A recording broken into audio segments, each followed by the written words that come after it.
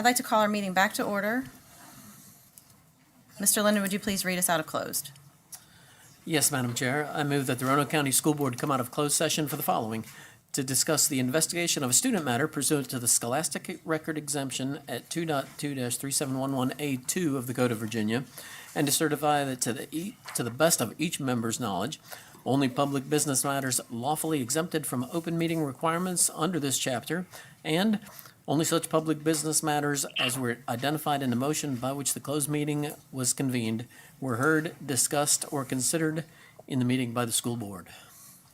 Second. Madam Clerk? Mr. Greenway, Yes, ma'am. Mr. Linden, Yes, ma'am. Mr. Hudson, Yes, ma'am. Ms. Clemens, Yes, ma'am. Item 2.03, action from closed session. Yes, Madam Chair, I move that the school board uphold the recommendation of expulsion of student number 2024-2025, number 9. Second. Madam Clerk? Mr. Greenway, Yes, ma'am. Mr. Linden, Yes, ma'am. Mr. Hudson, Yes, ma'am. Ms. Clemens. Yes, ma'am. Ms. Chairman, Madam Chair, excuse me, I would like to make a motion to allow students 2024-2025, numbers 25 through 33, to be released from compulsory attendance pursuant to 22.1-254B1 of the Code of Virginia, 1950, as amended. Second. Madam Clerk? Mr. Greenway, Yes, ma'am. Mr. Linden, Yes, ma'am. Mr. Hudson. Yes, ma'am. Ms. Clemens. Yes, ma'am. Also, Ms. Fashani is en route to Washington, D.C. in preparation for a meeting with the U.S. Secretary of Education, Linda McMahon, and she has asked that we allow her to participate remotely. So do we have a motion to allow? So moved. I'll second. Madam Clerk? Mr. Greenway, Yes, ma'am. Mr. Linden, Yes, ma'am. Mr. Hudson. Yes, ma'am. Ms. Clemens. Yes, ma'am. Welcome, everyone. If you would please stand for the Pledge of Allegiance. Thank you.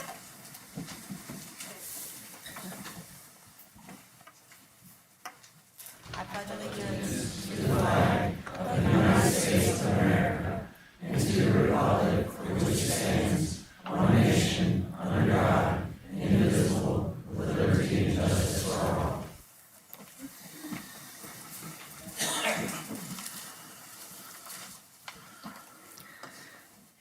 Item 4.01, announcement of changes in the agenda. We do not have any. Item 4.02, approval of agenda. Do we have a motion to approve? I'll make a motion. Second. Madam Clerk? Mr. Greenway, Yes, ma'am. Mr. Linden, Yes, ma'am. Ms. Fachani, Yes, ma'am. Mr. Hudson. Yes, ma'am. Ms. Clemens. Yes, ma'am. Item 5, presentations and recognitions. We do not have any tonight. Item 6.01, report by Student Advisory Council Representative, Mr. Nathan Rogers. Good evening, Madam Chair, members of the board, and Dr. Nicely. The Student Advisory Council met on April 2nd to finalize planning for the upcoming Student Leadership Conference on April 25th and to share school updates. The Student Leadership Conference Planning Committee, part of our meeting, students voted on icebreaker activities for the conference. We have some fun games planned, like a hula hoop challenge and even a fashion show, as well as some activities where students get to meet and interact with other students around the district. We have guest speakers from across the district who will be presenting at this year's conference, including local business owners, athletic coaches, school counseling staff, and leaders from local organizations. For the school updates portion of our meeting, schools shared highlights including band and choir performances, prom events, and community outreach efforts. Some notable activities were a mock DUI crash demonstration and emergency response at William Byrd High School, and the Knights Aid Arrive Alive campaign at Cave Spring High School, both to raise awareness around prom safety, as well as a blood drive at Hidden Valley High School. At our next SAC meeting, members will vote on leadership roles for the 2025-2026 school year and welcome 7th grade members elected to serve on the 2025-2026 school year. We will also be holding our senior recognition at the school board meeting on May 22nd. Thank you for your continued support of student leadership across our district. Thank you. Item 7.01, hearing of citizens for agenda items. Our first speaker is Ryan White. I'm going During this portion of the meeting, citizens are invited to address the board on topics listed on the agenda for this meeting. In the interest of time, speakers must either be parents, employees, students, or citizens of Roanoke County. We ask speakers to be respectful and civil in their comments, observing due respect of the dignity and privacy of others who may be affected by public comments. Speakers should be aware that they may be held legally responsible if they make statements that violate the legal rights of others. For example, if statements are made that are defamatory or threatening. Comments likely to disrupt the board's work or prompt a breach of the peace are prohibited, and the speaker will be called out of order by the board chair. Speakers must address the board chair rather than individual board members. Speakers have 3 minutes to make their comments and will be signaled by the yellow light and an audible tone on the podium. When the light turns yellow and you hear the first tone, please wrap up your comments and finish before the light turns red and the second tone. Please be aware that board members listen to comments but do not respond. Welcome. Thank you. Members of the board, my name is Dr. Ryan White, and as a physician specializing in children's mental health, I felt obligated to speak tonight about the policy on bullying. I realize that voting tonight on the consent agenda is to vote to keep the current measures in place, which is frankly not working for us. Bullying is a public health concern that affects nearly 20% of all students in any given year, and as many as 50% of our students have experienced bullying within their lifetime. In our schools and online, children are experiencing repeated targeted behaviors meant to hurt, humiliate, and isolate them. These acts of aggression, whether physical, verbal, or social, can have devastating consequences if not addressed. And unfortunately, right now, Roanoke County is grieving the tragic loss of a 10-year-old Anna Bushman. My heart goes out to her friends and family. There's sadly not a day that goes by in my office where I don't hear stories about bullying here in Roanoke. In fact, the very same tragic week that we lost Autumn, I had another very kind, empathetic 9-year-old in my office, sharing nearly identical struggles. Their parent, too, had gone to the school looking for help, but because they already had a no-contact contract in place, they were told there's nothing else that could be done, and that they were just being kids. Different schools, different districts of the county, same situation. This clearly is a system-wide problem, and we need to solve it. The current policy as written highlights the definition of conflict following it as if to excuse peer-to-peer behaviors. While conflict is a normal part of human interactions, especially with our young people, bullying is not. And victims of bullying often react to aggressors out of a sense of self-preservation. That's how our brain works, especially during child development. This does not erase the fact that they are being bullied. The way it's written now, I fear that the policy encourages us to classify events as conflicts rather than bullying, and if we reframe it as conflict, we minimize the harm done to the victims. We silence their experience. And I often hear from students whose goal in bullying is actually to provoke a reaction so that their victim gets suspended along with them. It seems to me that our students understand the flaws in our policies better than we do as adults. As a community committed to well-being of our students, we cannot afford to blur these lines. And that's why I'm urging this board tonight to vote against the current policy update and instead call together a work group for a comprehensive review and make meaningful changes to our anti-bullying policies. We need definitions that reflect the lived experience of our students, and we need to invest in staff training. We need to also make sure there is transparent reporting and consistency with follow-through to parents. We also need to create a culture shift that holds space for both accountability and healing at all levels. Bullying starts with our policies at the top and trickles down to our students. Let's choose to lead by courage, and let's ensure our schools are places where kindness is expected, safety is non-negotiable, and bullying in any form, in any name, is never tolerated. Thank you. Thank you.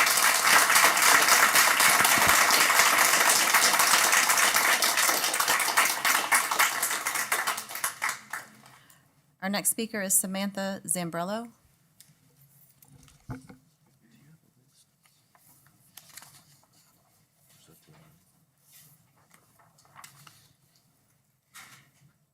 Good evening.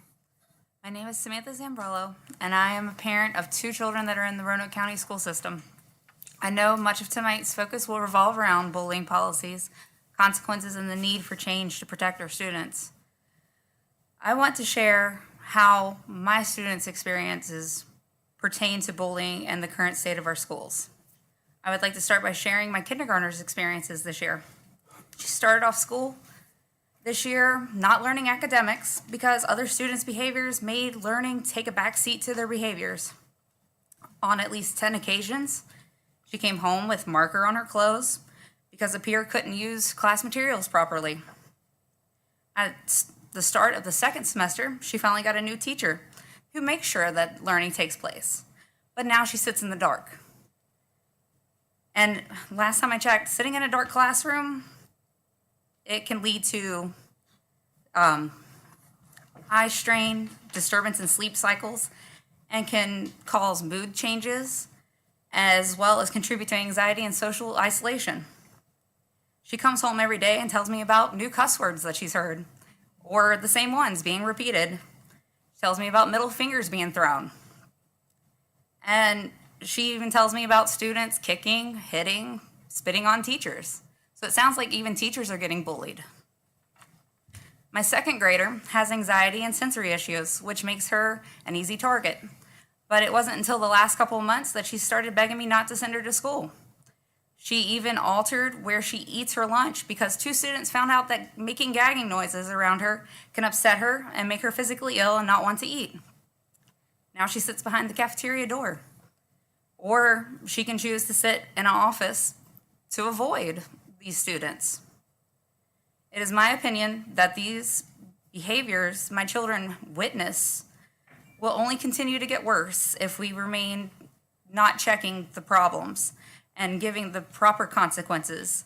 And it can lead to bullying if we continue to let these behavior problems escalate and dictate the classroom environment and the learning that takes place.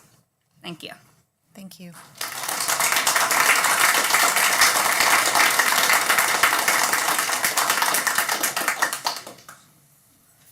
Our next speaker is Allison Phillips.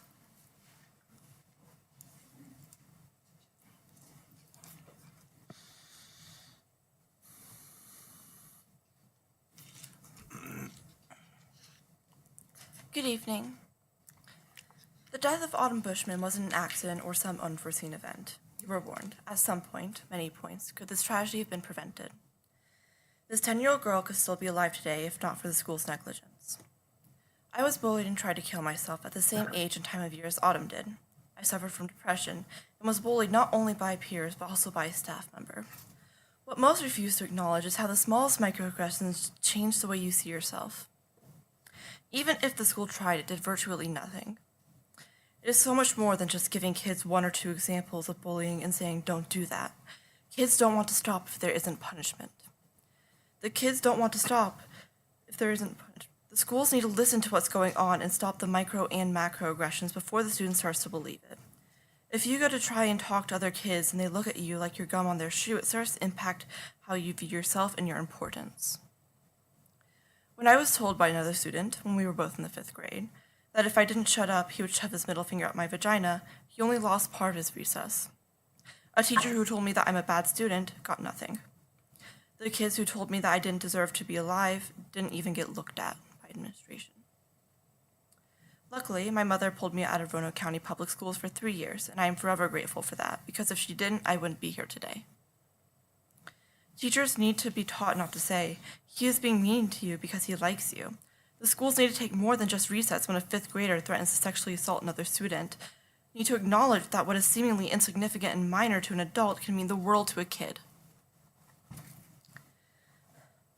What I learned from my time at Bonsack is that I shouldn't take up space. I shouldn't be.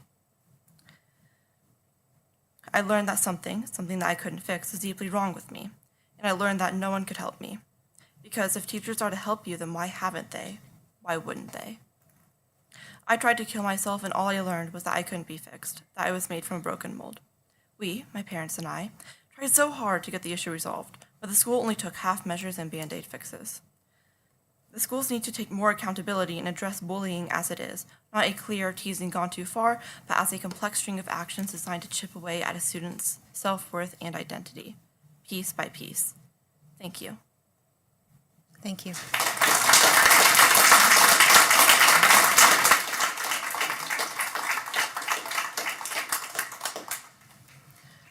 Our next speaker is Reagan Costello-Witt.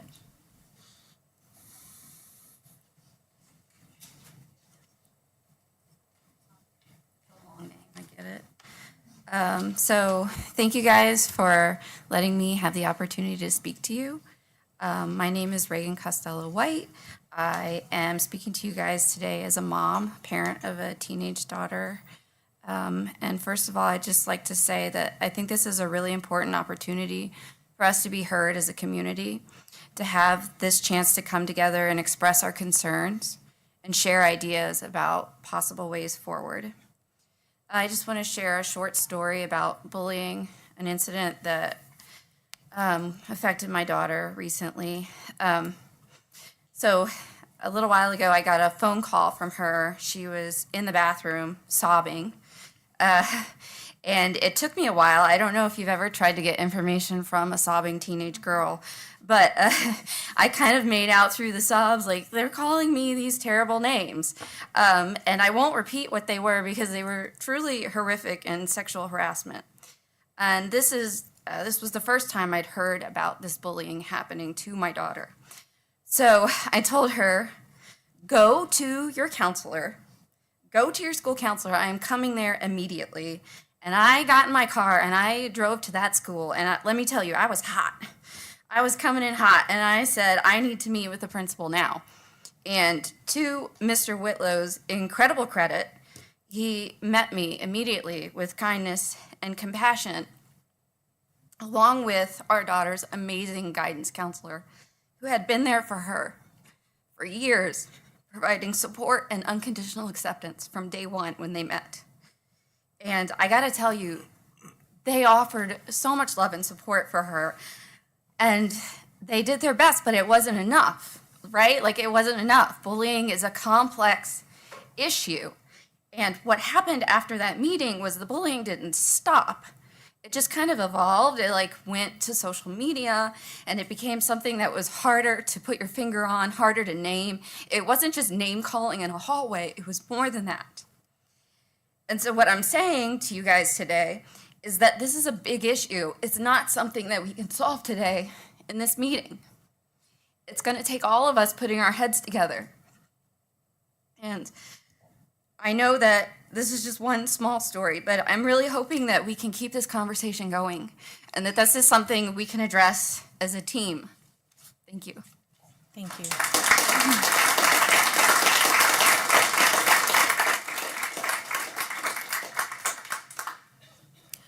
Our next speaker is Emma Wrench. Hi. I think I'm a little too short for that. My name is Emma, and thank you for the opportunity to come here and speak to you. I am a junior at Northside High School. I've been attending there since my 9th grade year.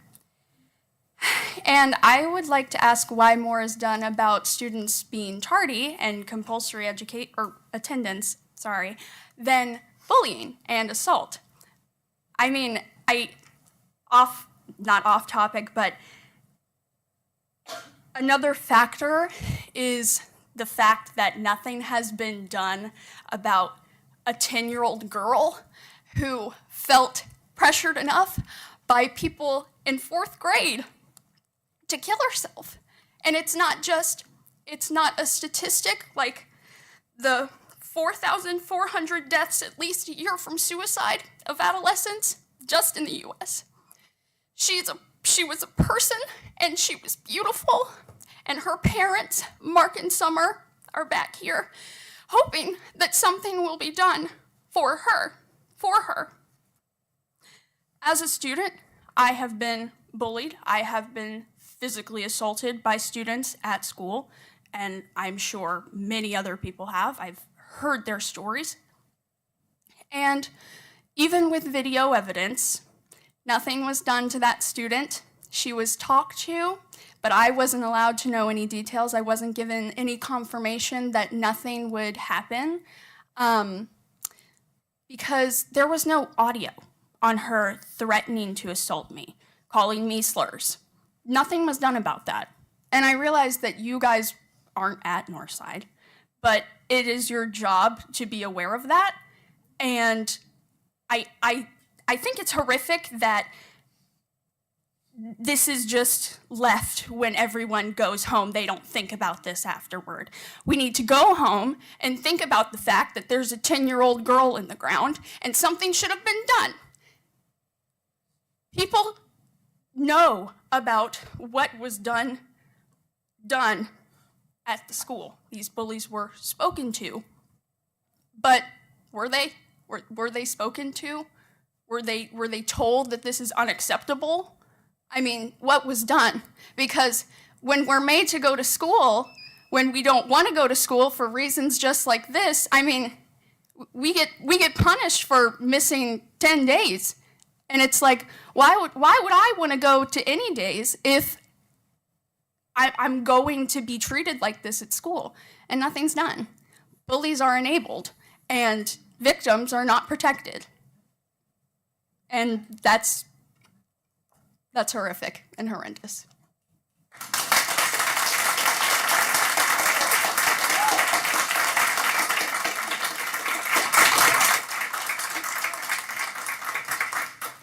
Our next speaker is Patrick Ryder. Did I say that right? Not a lot of people pronounce my last name correctly. Thank you. So my name is Patrick Ryder. I'm also a junior at Northside High School. I want to thank you all for the time and the opportunity to speak to you tonight. I also felt it necessary to speak on what happened to Autumn because it's truly awful that a fourth grader felt so bullied and so pressured at school that she needed to commit suicide. That's awful. And a lot of people may be wondering, well, what can be done about this now? It's already happened. What can be done now? There's been a petition that's been going around about 3,000 signatures from members of the Roanoke County community. It's calling for a very simple change to the bullying procedure in all county schools, and it reads as follows. When a child is reported for bullying, the parents/guardians of both children will be made aware of the situation and it will be clearly explained that no further chances will be given to the bully. If a child is reported for bullying a second time, the child will be expelled from the school and will not be allowed to enroll at another school in the district. It will be the responsibility of that child's parent/guardian to find an alternative education solution. So, as for what can be done, don't vote on keeping the current measures in place because they're not as effective as they're made out to be. Oftentimes I find that students are too afraid to report bullying when they see it, or because we're told growing up, don't be a tattletale. So no one wants to report on bullying unless they're the victim, and even then, like Emma just said, bullies are enabled and victims aren't protected as often as they should be. So a very simple thing can be done to change this, make sure something like this doesn't happen again. It's not to vote on keeping the current measures in place and put our heads together, find a solution that works to prevent future situations like what happened to Autumn from happening. Thank you for your time. Thank you.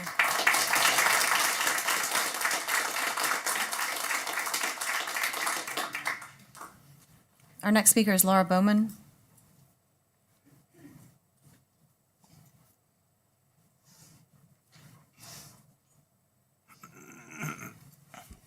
Good evening, Madam Chair, members of the board, Dr. Nicely. Laura Bowman, past president, Roanoke County Council of PTAs, past chair, Prevention Council of Roanoke County, founding chair, RCPS, Parent Advisory Council. I'm sharing some recent survey results concerning bullying and LGBTQ youth in the county, one from Roanoke County Schools United, the other from the Roanoke Valley Citizens Advisory Board for Equity in Education. Both surveys were very limited in scope, and both survey respondents included county students, parents, and educators. In the latter survey, focused on LGBTQ youth, 62% said there's nowhere in school they feel they truly belong. 62% said there aren't enough resources to help students feel supported at school. 50% said they don't feel safe going to administrators or staff for help. The majority felt students at their school have been treated badly because of who they are. 75% said they've noticed changes in how students, teachers, and staff treat each other since the board's model policies were adopted in August 2023. In the RCSU survey focused on all youth, 74% reported cyberbullying of students. 18% reported student suicidal ideation. 77% reported poor mental and emotional health among students. 80% said RCPS's bullying policies aren't consistently applied. I appreciate these individuals for sharing their concerns via these surveys. While I found our local YRBS data on bullying richer and more comprehensive, data on LGBTQ youth could and should be gathered through your Youth Risk Behavior Survey.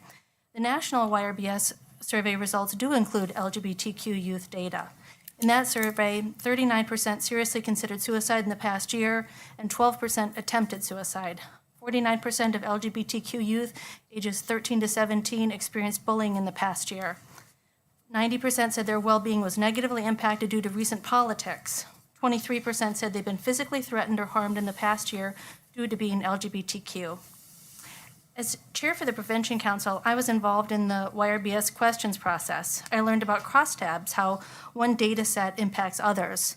Looking at the data, there's no denying the disparities and challenges LGBTQ youth experience. The local YRBS data helps the guidance department with targeted interventions at individual schools and grade levels. Including LGBTQ students in the YRBS would help the education department do just that for this population of students who are struggling.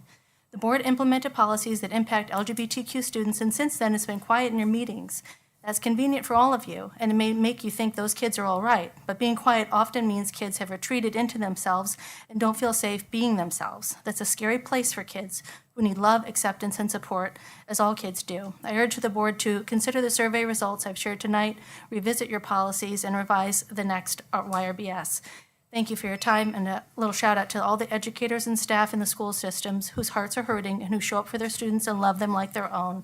I see you and I appreciate you. Thank you.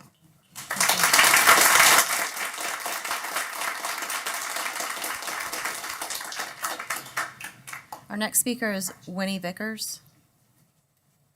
So just as a caveat, my daughter did not feel too comfortable trying to write a speech. So I came up with questions for her. I've already spoke with the assistant superintendent because we want to make it like an interview. Winnie, what's something we do every single day after school? You asked me what are 3 good things about my day. 3 good things about our day. Can you tell us about some of your answers and how they changed? Normally they were what? Normally they were good, and when I started to get bullied, answers got a little bit different. Yeah. Can you tell us about sometimes you were bullied and how, maybe what was said or what was It was just done? primarily verbal. Yeah. But I remember this one specific time where my bully did a bet that my bully could make anyone cry, and since I was a past person that got picked on, the bully chose me, and she did something like an arm wrestle, and also words. Doing great. So, And I'm more on the smart side of the story, so I did ask if instead we could do a thumb wrestle because she didn't want to arm wrestle, right? And you know how people dig their nails into your hand when you do it, and it physically teared my skin a little. So, who are some people that you feel safe that you could talk to about hard things? Only my mom, because teachers are too busy, doesn't understand the true meaning of bullying that much. And why are teachers? Why are they? Oh, you said this. If you could say something to these people today about how it feels for you to be bullied, what would you want to say to them? It just hurts, and a lot of people don't understand how much they can be affected by it. And were there times you didn't want to go to school? Yeah. It was hard, huh? Especially if the bully was in your class for 2 years, and 2 years we've been dealing with this. What would you want to say to other kids who are being bullied today? breathe, relax, just breathe, take a breath, and tell someone right away. Maybe tell your parents and ask if they could tell the teacher. You say thanks to the school board for listening. Thank you for listening. Thank you.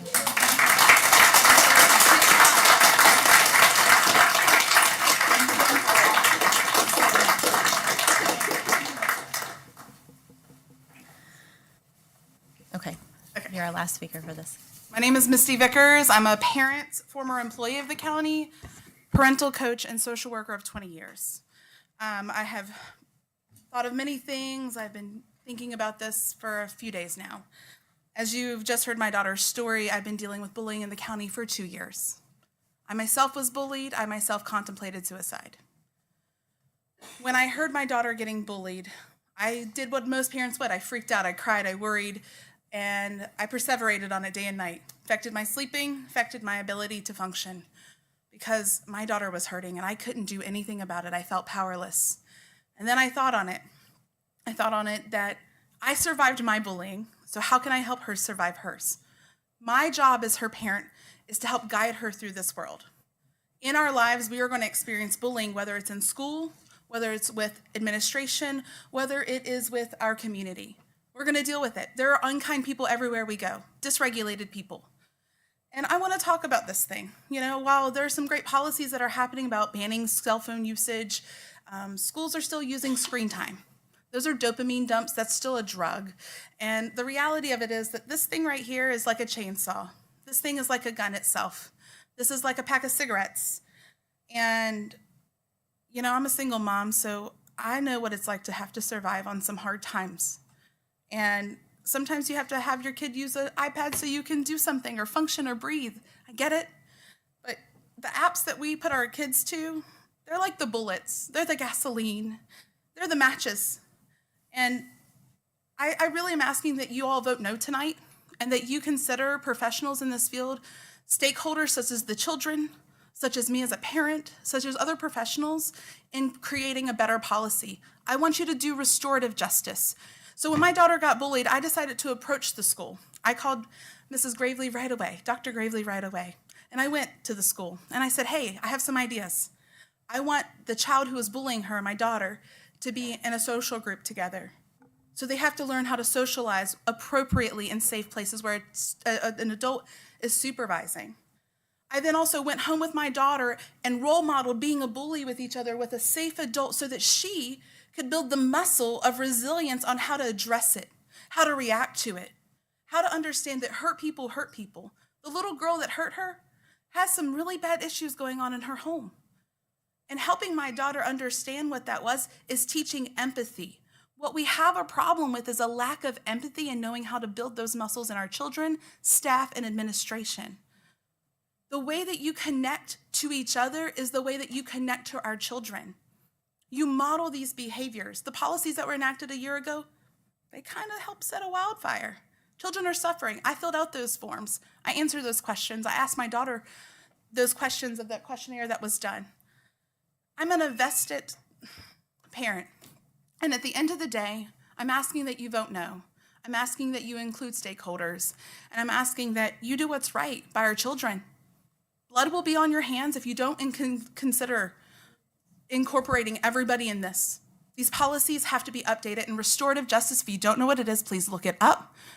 It is the new wave of healing in our communities and in our nation, and it's time for us to do what's right by our families and our children. Thank you very much.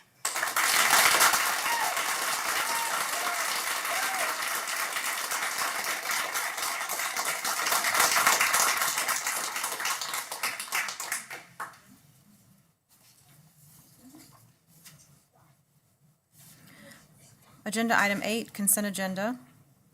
Do we have a motion to approve the consent agenda? So moved. Second. Madam Clerk? Mr. Greenway, Yes, ma'am. Mr. London, Yes, ma'am. Ms. Fachani, Yes, ma'am. Mr. Hudson, Yes, ma'am. Ms. Clemens, Yes, ma'am. Item 9.01, approval for Dr. Jessica McClung or Dr. James Soltis to sign in the event of Dr. Nicely's absence. Dr. Ken Nicely. Thank you, Madam Chair, members of the board.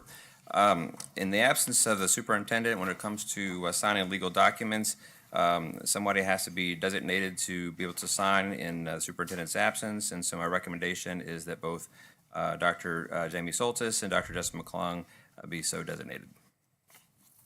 Do we have a motion to approve? I'll make the motion to approve. Second. Do you have any discussion? Madam Clerk? Mr. Greenway, Yes, ma'am. Mr. Linden, Yes, ma'am. Ms. Fachani, Yes, ma'am. Mr. Hudson, Yes, ma'am. Ms. Clemens, Yes, ma'am. Thank you.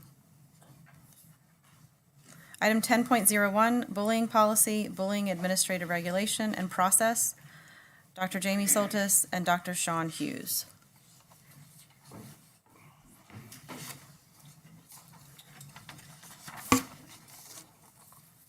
Madam Chair, members of the board, Dr. Nicely, thank you for the opportunity to speak with you today. We appreciate the chance to present the current policies and practices that Roanoke County Public Schools have in place to address and investigate bullying and harassment allegations. So we first wanted to start off by just kind of reviewing what our current policy is. We've had a lot of questions about whether we have a policy, whether we follow the policy, et cetera, so I kind of want to go through it. Roanoke County Public Schools is committed to fostering a safe, inclusive, and welcoming environment for all students and staff. Understanding that bullying and harassment can have a profound impact on the entire school community, RCPS takes all reports seriously and strictly prohibits any form of bullying or harassment, whether it's on school grounds or at any school-sponsored event. So, it is also a violation of RCPS bullying and harassment policy for any stakeholder, including parents, students, or employees, to engage in bullying or harassing behavior towards another individual.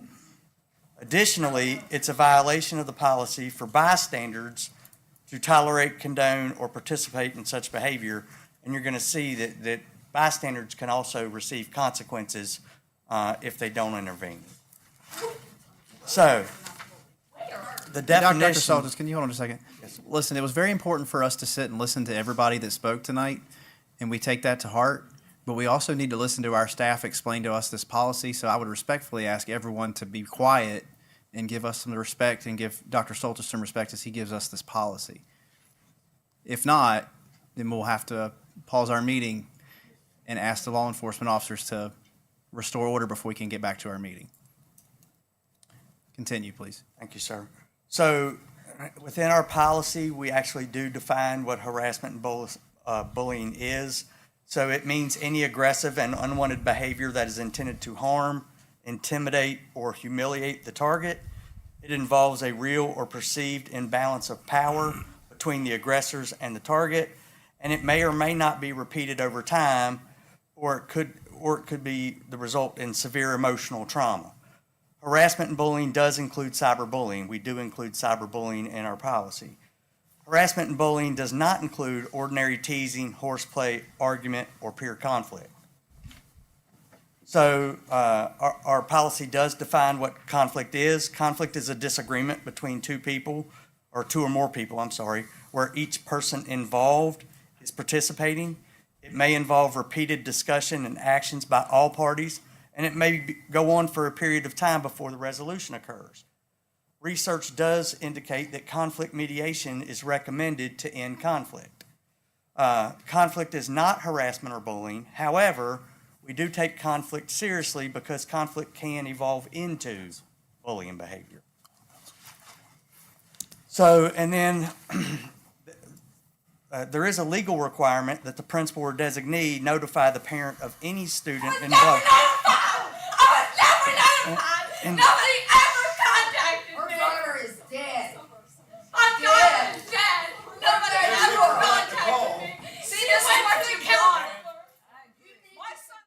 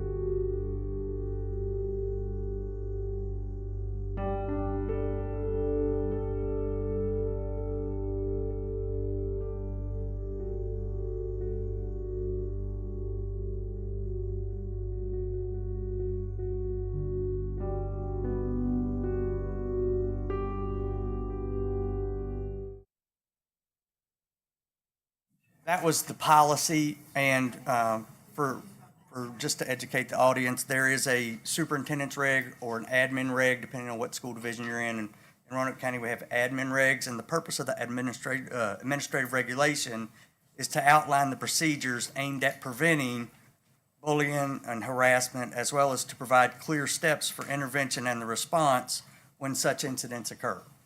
So we kind of wanted to go through the AR as well.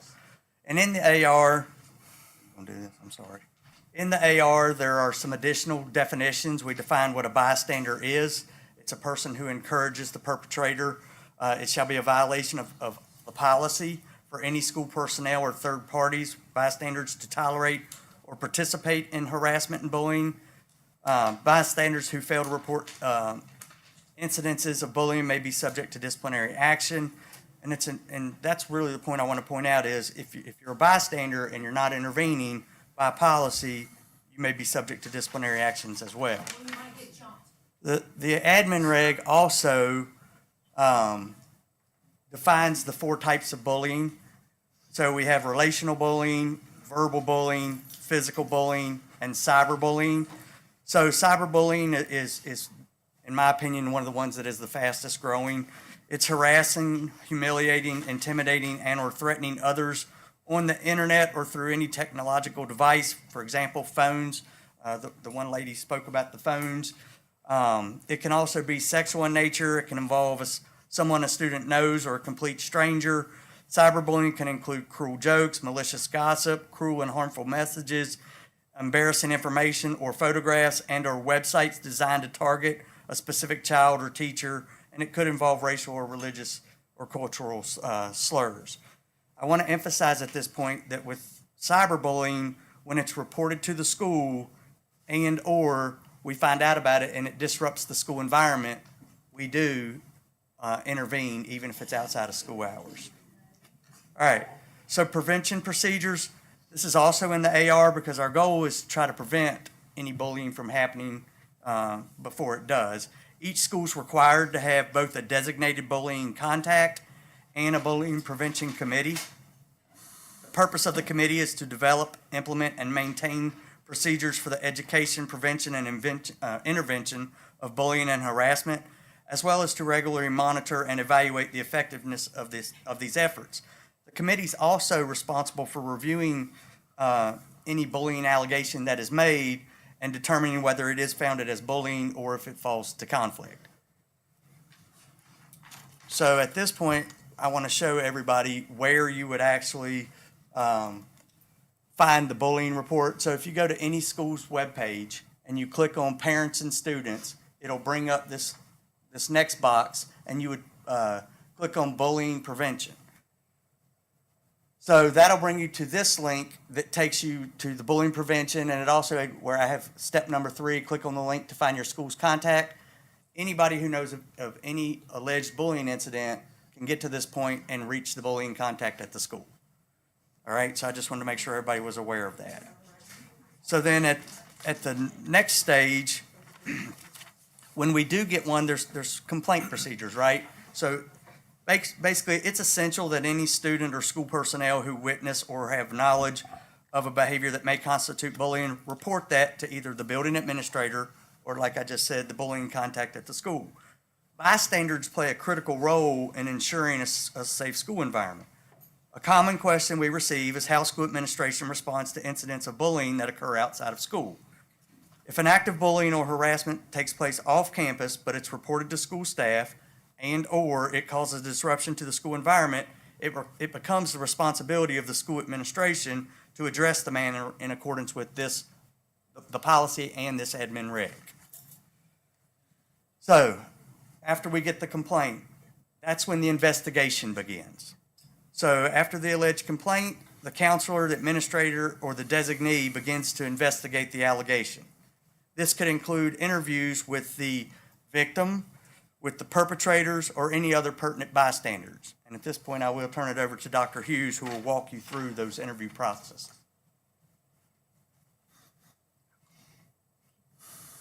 All right, so let's talk a little bit about the interview with the alleged recipient. So this is the student that's being targeted. We'll begin with some interview questions that we typically ask them. For example, tell me what you know about what happened, include where and when, and who was involved. What was your reaction to the behavior? How has this incident affected you and others? What was the hardest thing for you? Who else observed or witnessed this behavior? Who else knows about this behavior? And what will you do when you see this person again? Here are some additional questions that are asked. Has this happened before? Has this person bothered you in some other way before? Please share what happened. What do you think needs to happen in order to make things right? These interview questions are designed to elicit the experiences of the targeted student, the potential impacts, and the specifics of what occurred from the student's perspective.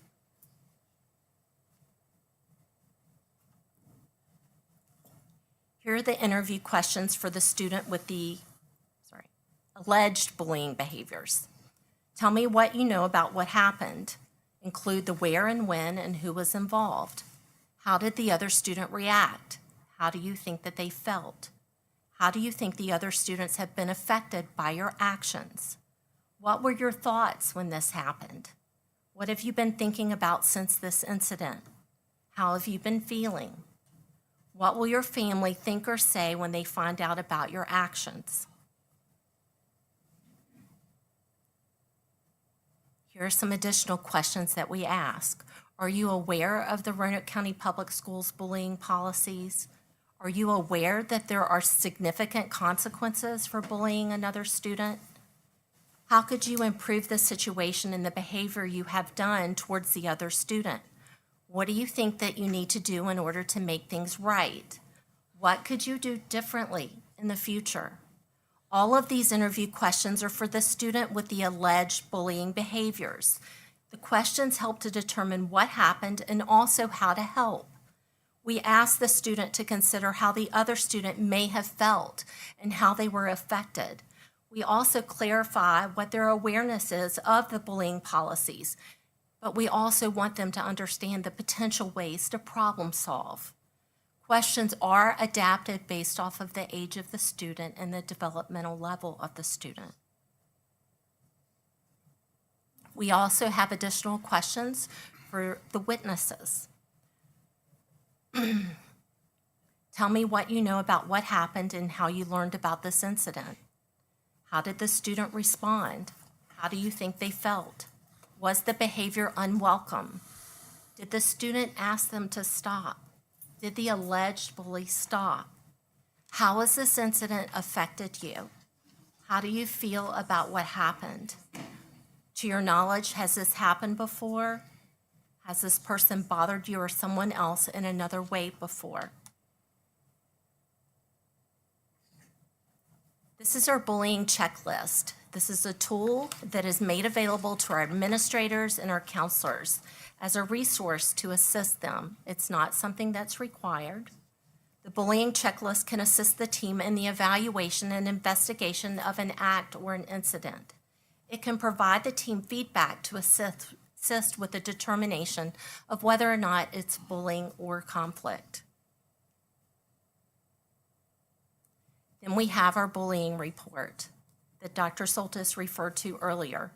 Part 1 includes demographic information, history of bullying or discipline, along with specific information about the alleged bullying.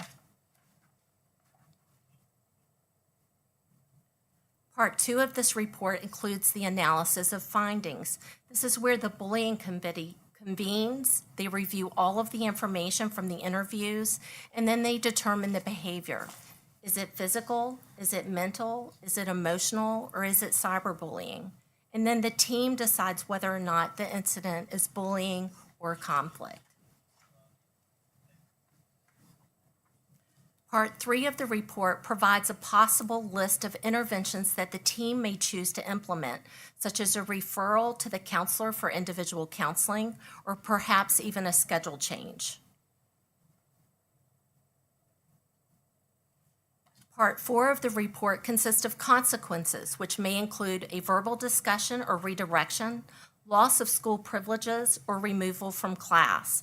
This is not an exhaustive list. The other box at the bottom allows for options for the team to be creative with resolutions that are specific to the bullying situation and/or based on the student's need. Follow-up should occur with a student identified with the bullying behaviors and the recipient within 1 week of the incident to verify that the bullying has stopped. The final report is then completed with resolution, consequences, and interventions. So we just want to point out that in addition to the consequences and support that Dr. Hughes mentioned, these additional supports and consequences may also be determined appropriate by the team.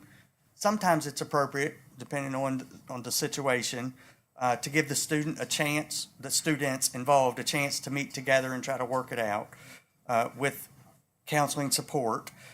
Counseling sessions with a school counselor, and this could be for both individuals, a life counselor or a psychologist, conferencing with the parents, or a bullying contract. Additionally, some more punitive consequences may occur that were up on the slide when Dr. Hughes spoke.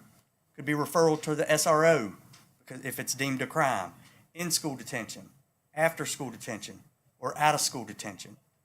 Exclusion from special privileges or extracurricular activities. This would be more for the high school level, but loss of parking privileges. All the way up to the recommendation for expulsion. So there is a wide array of options that are available for the team to determine is appropriate as far as a consequence goes. We also have a bullying contract. This is another tool that's at the disposal of the bullying team to help solidify the parent and student's understanding of the bullying behavior and also address expectations of behavior moving forward. This form may be adapted by the team to meet the specifics of the bullying situation.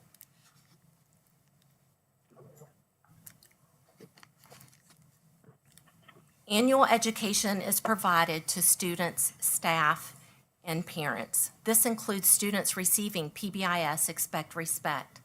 Students are explicitly taught and retaught self-advocacy skills. We do teach them, stop, I don't like what you're saying or doing when they hear or see disrespectful behavior. We also teach our children to be upstanders. This is peers sticking up for other peers or others who are being treated with disrespect. Upstanders can also help them walk away when needed and seek help from trusted adults. Each year after student education, our counselors provide reinforcement of strategies through Bullying Prevention Month activities. For example, this year, our elementary students worked on bingo boards, and at the secondary level this year, it was a creative contest for the Expect Respect logo. Staff receive Expect Respect training this year through Laserfish and face-to-face training during Teacher Work Week last year. Parents also receive a robocall about Bullying Prevention Month and resources and access to a trifold brochure like above with the strategies that are being taught to their students so that they can reinforce the learning at home. Education also includes our anonymous Speak Up app, which pops up each time a student logs into their laptop. Speak Up is available to our students, staff, and families to report any concern about school safety. Again, this can be bullying, violence, or student mental health concerns. We also have Lightspeed and Gaggle. These are additional protective measures that are installed on our students' laptops to monitor email and also web traffic.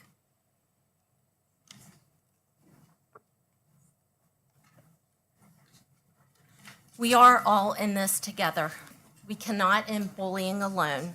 It takes a community effort, and we need your support. Please go through your child's phone and check their social media. Be a good adult role model. Reach out to your child's school. Report any potential bullying. We do want all of our students to be safe and respectful and responsible. Partnering with educators is essential for creating a strong support system for children's learning and development. When parents and educators work together, they can provide consistent and nurturing environment that helps our students succeed both academically and socially. One important area where parents can have a significant impact is promoting cell phone and social media safety. Some things to consider include setting clear guidelines for screen time, ensuring children understand the potential risk of sharing personal information online, and setting parental controls on devices that children have access to. By using parental control apps and monitoring social media usage, parents can help protect their children from cyberbullying, but also inappropriate content. Furthermore, keeping the lines of communication open between students and parents is essential. Engaging with educators to stay informed about digital safety programs and resources at school also ensures a unified approach in guiding children through the challenges as they navigate this digital world. The safety and protection of our students, as well as character building, are priorities of Roanoke County Public Schools, because together we can all make a difference. So the last thing I would like to point out for everybody in the audience, for the board, we are going to post this with a link to the policy, a link to the admin reg, and also a link to a survey for you guys to provide feedback to us on any suggestions to improve our policies and or our procedures. So we are open to listening, and at the end of the day, just because we're adopting a policy, we can revise a policy at any time. And that's all we have. Thank you. Are you taking questions? Are you asking us? Yes. I'm asking whoever's in charge are in charge. I think we would direct everyone to the survey link at this survey. time, yes. Thank you. Can somebody answer, just answer if this is the current Roanoke County policy that you're saying that we're adopting? This is not changed from what's implemented today?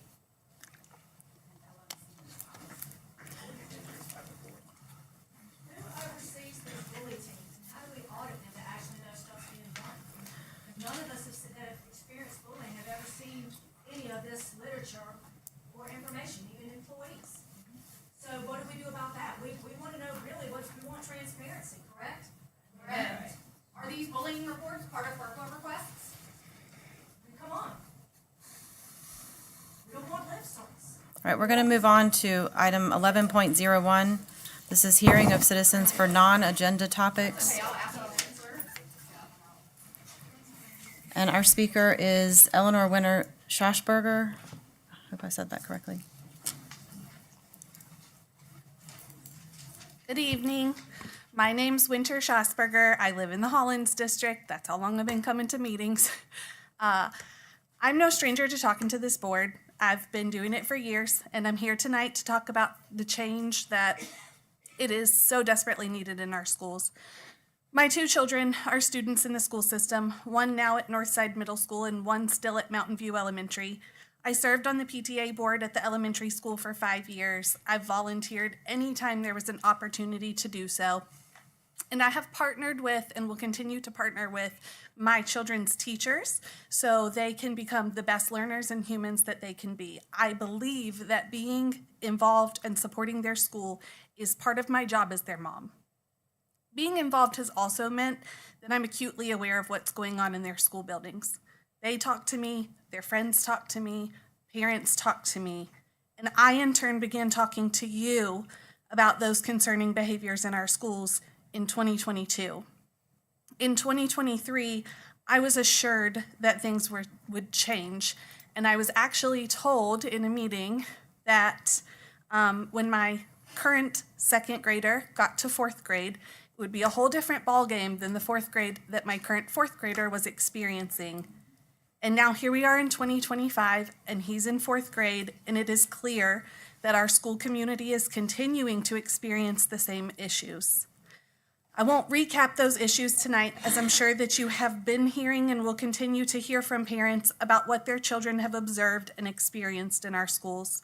I would like to take a moment just to acknowledge the teachers and staff in our buildings and in our buses who are observing and experiencing these behavioral issues as well and are doing their absolute best to provide our students with a safe environment and sound education despite the challenges. Educating children is a nonpartisan endeavor. Decisions affecting public education should be centered in supporting students and their teachers and take into account expert guidance, lived experience, and common sense. Having young students who will be affected by the daily condition of our school system for many years to come, I am particularly invested in seeing our school system return to a place where educators want to teach and every student has the opportunity to thrive, and basically just that everyone would be safe at school.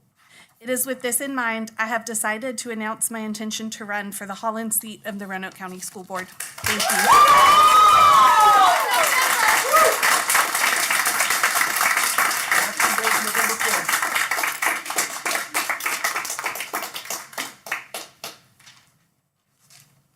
Item 12.01, report by Roanoke County School Superintendent, Dr. Ken Nicely.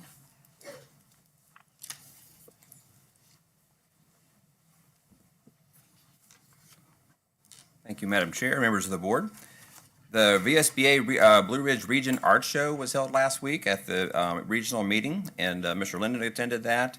We had student winners in all three school level categories, and very proud of these students. Also, last Saturday, the Skills USA State Competition was held in Roanoke, and this was this past weekend. And we had winners. I think our cosmetology students swept the prizes. And we also had Jaden, Northside High School student, give a shout out to him and the great work he did with the masonry, as well as our welding students. Glen Clove Elementary School had their second annual egg drop last Friday. This was at the school, and this is a wonderful learning experience in which students design containers holding eggs, and they're dropped from a helicopter, and they have classroom competitions to see which ones break and which ones don't. And so it was a great learning experience. The wonderful thing about that is they follow up to see how could they improve their design for next year. Our Golden Apple Teacher of the Year reception will be held next Wednesday. That's April 16th to 6th. And we look forward to joining with the Roanoke County Public Schools Education Foundation to recognize all the finalists, as well as the Green Apple, Red Apple, and Golden Apple Teacher of the Year winners. This is a great way to elevate and celebrate the great work of public school educators in Roanoke County schools. And as a reminder, last year's Golden Apple Teacher of the Year recipient is Dr. Matt Neal, and he was named the Region Teacher of the Year, and he'll be recognized in Richmond on May 7th, and will be running for the State Teacher of the Year recognition. We wish him the best. Our annual Little Feet Meet is coming up on Wednesday, April 23rd. That's going to be at Roanoke College again.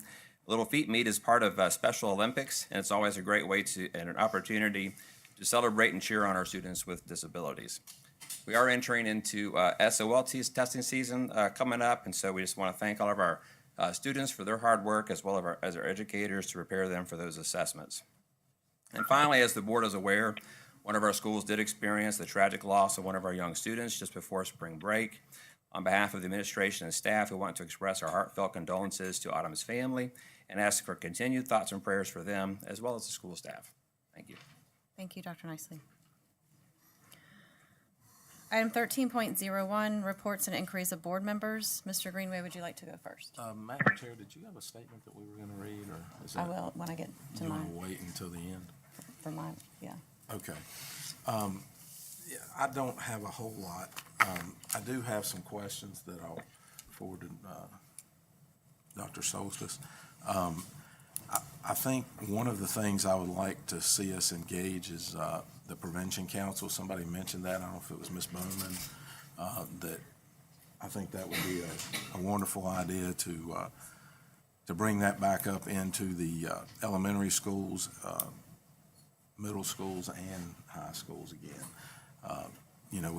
We had some of those meetings last year that weren't very well attended, but I think it never hurts to put Nancy Hans back in front of our parents. One really big piece that we've talked about and we've kind of worked around again, Ms. Bowman actually started as our chair, I think it was, for the PAC. And I think this is an opportunity for us to, the Parent Advisory Committee that we started 4 or 5 years ago? 4 or 5 years ago. So I think that's an opportunity for us, just like we do our Student Advisory Committee. When we brought this up to form this, my idea was that we kind of have that parent here, like the Student Advisory Committee, to have an opportunity to speak to us at our board meetings, to bring up concerns or things that come before the committee. And so I would like to propose that we establish that Parent Advisory Committee with board members appointing parents to that committee. I think, is it also with the, I know it's with the, I guess, the presidents of the PTAs and PTOs. Mhm. Right. Right. Yeah, you're right. No, thank you. I appreciate it, but, yeah, but I think we need to engage it just a little further, and maybe have whoever the chair or the president of the group to come forward and, maybe be able to speak a few minutes like our Student Advisory Council. So I think, and then you have the opportunity to put policies or different questions or opportunities to improve some of our policies in front of those folks, to have an opportunity to talk about them, speak about them, and engage in that conversation. So I think it brings our parents a little closer to us. So with those items in mind, and I will get with Dr. Soltis with a few questions that I want us to go over. I thank you, and that's all I have. Thank you. Mr. Linden? Thank you, Madam Chair.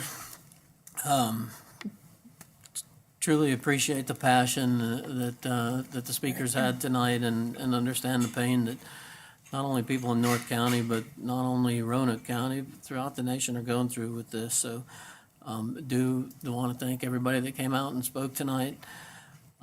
As Ms. Costello-White said, we've got to work together. I mean, we're going to have to find some common ground. We're going to have to find a way to maybe try to make a positive out of this situation. And as Ms. Vickers had said, I am a firm believer that these items right here are a big cause of that. But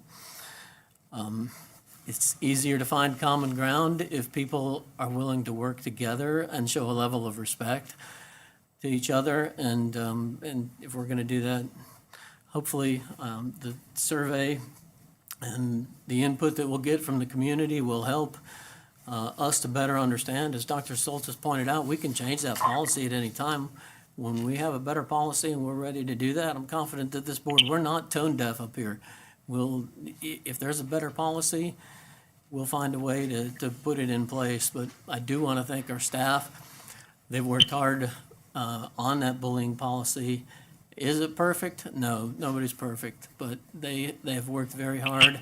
Our teachers work hard, our RIAs work hard, our bus drivers work hard to try to eliminate that as much as possible, but it's not a perfect world that we live in, unfortunately. So as Dr. Nicely mentioned, I had an opportunity to go to the Skills USA competition Saturday morning over at the Civic Center. Wow. So many talented children in our high schools over there in that skills competition, and glad to hear that a couple of them won. And then also just looking forward to the Student Leadership Conference here at the end of the month. That's always one of the highlights, to see those youth in middle school and high school who will be the future leaders of businesses and things like that. It's you guys do a great job with that conference, and I'm looking forward to attending at the end of the month. That's all I have. Thank you. Ms. Fashani? Yes, I'm here. Thank you. Can you hear me? We can. Okay, great. Thank you. So, first, I'll keep my comments brief, and I want to say thank you to the school board for approving my request to attend the school board meeting remotely tonight. As Ms. Clemens stated, I have a scheduling conflict due to a meeting with the United States Secretary of Education, Linda McMahon, in Washington, D.C. at the Department of Education.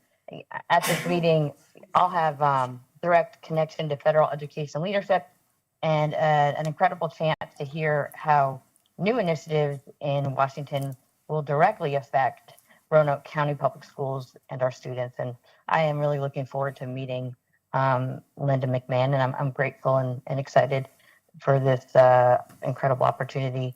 I know there was a lot of passion tonight in the room. I could sense that it was palpable. It's unfortunate that I can't be there, but I just want to express truly from my heart that I appreciate all the stakeholders who came out tonight. Thank you for your bravery. That is not easy. Your comments and your concerns do not go unheard. I agree with, I'm sure many of my school board members, that this is a great opportunity, as suggested, to continue to engage with our community. And I welcome these opportunities to engage with our community and use the resources that we have available in Roanoke County with various folks and relationships that we have built through the years with regards to the dangers of bullying and finding solutions, as well as, to continue to educate our parents on the dangers of cell phones, which one parent said it, and I concur, they're bullets, they're weapons in our children's hands. And I do not believe personally as a parent, in my view, that there are any parental controls that you can put on these cell phones that protect your children. I think that's a myth, because our kids, we know, are smarter than us, and they find ways around it. So let's continue this conversation. Let's come together and work together to make our schools even better. As Mr. Linden said, are we perfect? No. Can we do better? Yes. I always believe that Roanoke County Public Schools can and will continue to do better. So thank you, everyone, and I appreciate your support. Thank you. Mr. Hudson? Thank you. As a parent, I can't imagine the pain that those parents are going through. I believe, like everyone has stated, we have to come together as a community, and we need to work together to figure out solutions. There's always room for improvements, like has been stated by Mr. Linden. No policy is ever perfect. None of us are perfect. So I believe that open dialogue is great. I think transparency is what we were elected to be. And, unfortunately, meetings like this are not the greatest venue for those kinds of things. So I agree with Mr. Greenway that, some of these community meetings might be great. And I would also encourage everyone to please take part in these surveys and let us know from your perspective what we can do better. I don't think anything positive comes out of when people are angry and people are yelling and those kinds of things. It's important for us to be able to communicate with one another and work together to make sure that these children are safe.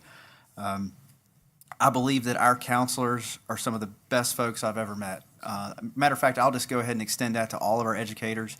I've worked personally with them in the past, still work with them, obviously, but in a different capacity. And I think that we can all agree that most people get into education because they have a heart for children and they want what's best. Are they perfect? No, just like I'm not perfect, but I support our counselors, I support our staff, and we have to remember, too, that there's a teacher that lost a student. There's a guy or a school counselor that lost a student. There's a principal that lost a student. So we all are hurting just like you guys. I mean, obviously, I never got to meet Autumn, but I saw the pictures, and a very sweet, beautiful young girl, and I hate this tragedy occurred. But we want to work together with the community to make sure that we're providing the best school system in the valley and making sure that everybody is safe. So I thank everyone for coming out tonight and expressing their views and expressing some recommendations. And I think that we need to further this. It's just a different venue I think we need to do it in. So I think we'll look into that. And please take part in these surveys so we can hear feedback. Also, we all have emails. We all have ways of being contacted. I know that I personally am very accessible. If you email or call me, you will get a response. There's people out in the crowd right now that can attest to that. So I appreciate everyone coming out tonight. Thank you. Thank you. I would just also reiterate what's been said, that we do appreciate hearing from you. I know this is difficult. I would also agree with, although we passed a policy today, that doesn't mean that that's the end. That's why the survey is out there, is to hear from people, and we are always making changes, and we can make adjustments to that. So I would just say that. I'm just going to end with a statement from us as the board. So As a school board, we are heartbroken over the death of one of our students. Losing a student with their whole life in front of them is gut-wrenching, and the tragic circumstances of Autumn's death make it even more difficult. We cannot imagine the pain and loss of her family, but we stand in support of them and ask that everyone keep them in your thoughts and prayers. We also want to voice our support of the school staff and the fellow students who have also experienced a terrible loss and ask that you keep them in your prayers as well. While we are bound by federal law to not publicly discuss the specifics of a student situation, as we heard earlier in the presentation by staff, the school board takes matters of student conduct and bullying seriously, and we have robust policies and procedures in place that our schools follow. We as a school board have every confidence in our administration and staff who are dedicated to caring for and supporting our students.